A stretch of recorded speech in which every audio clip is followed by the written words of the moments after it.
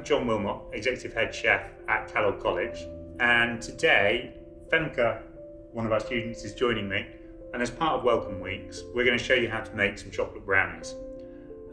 It's a pretty simple recipe, which all you basically need is a stove or a microwave and an oven to cook the finished brownies in.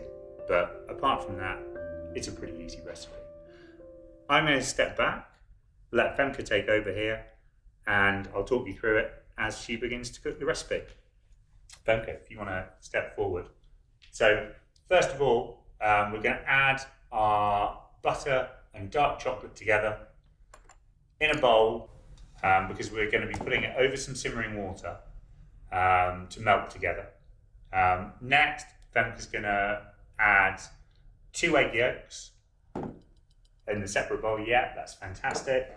You can either do your 4 whole eggs first, or you can start separating the eggs, however you'd like to do it.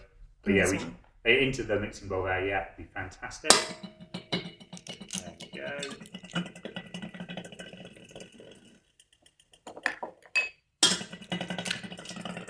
So the 2 extra yolks that we're going to put in there, we're going to add a bit of richness to it. Give it a slightly denser consistency, which is what I guess you want from a brownie. We go for just yolks here. Okay, so if you break it and then the white into the other bowl, there we go, lovely. And then the yolk just in with the others. Fantastic. And then the same for the last one there. We're going to use a stand mixer to make this.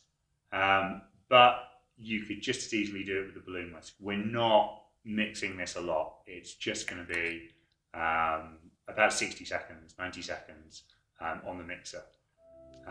So both of these are ready. So let's go and get this on the stove and on the mixer.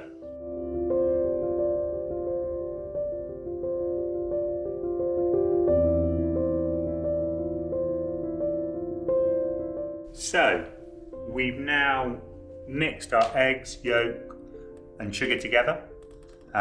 It's just fully incorporated. We've not added a lot of air to the mixture.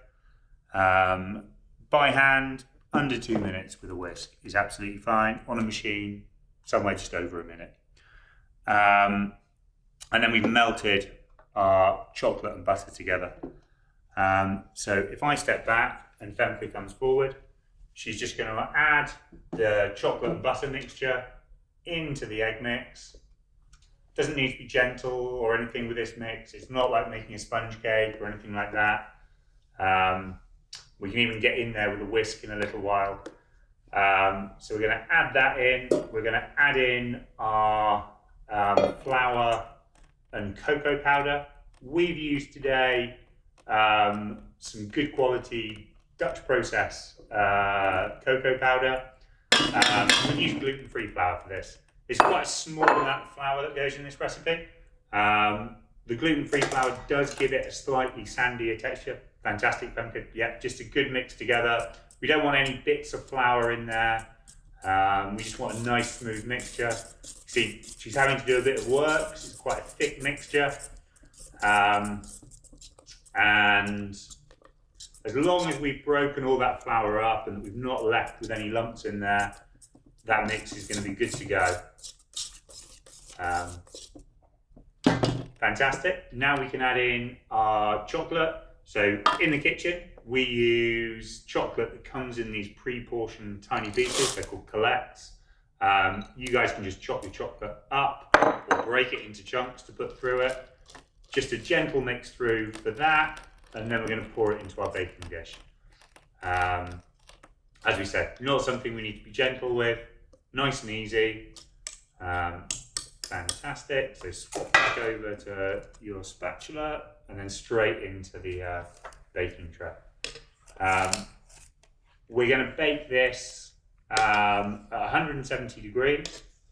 The recipe, we've written 30 minutes on there. What I would do, set a timer for 25, take a look at it. All ovens are different, but it should take 25 minutes at least.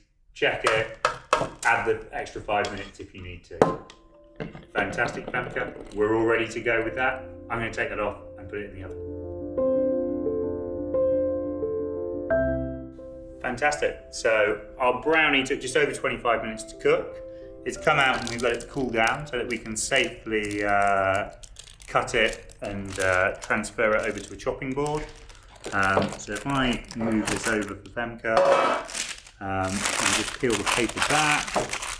So we're looking for it that it's still relatively soft in the middle. The edge is nice and kind of firm, and yeah, we're ready to go. We can chop that. I would say that you can quite comfortably get 15 pieces out of that amount of brownie that we've got. If you're baking it in a smaller tin, it might take a few more minutes to cook and you'll end up with a slightly thicker brownie. But yeah, Femke, if you want to slice into that, and we can see how it looks.